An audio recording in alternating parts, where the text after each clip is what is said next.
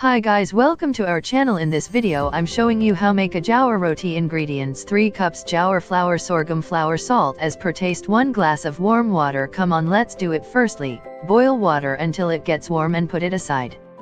In a flat base bowl, add jowar /jowar flour. Add salt according to your taste and mix well. Carefully add some warm water into the flour. Start kneading the dough and keep adding water to knead until a thick dough is formed. Do not add excess water as the dough may not be formed perfectly. Take a small portion of the dough, make a round ball of the dough. You can either use a rolling board or you can use the kitchen platform to roll out the roti. Dust some jowar flour on the surface of the area where the roti is to be rolled out. Place the round ball on the dusted area and start patting the ball. Pat the ball and keep pressing it until a round circular jowar roti is obtained. Usually the roti is patted or beaten with the palm of your hand and pressed to get a circular roti. Heat the tawa well.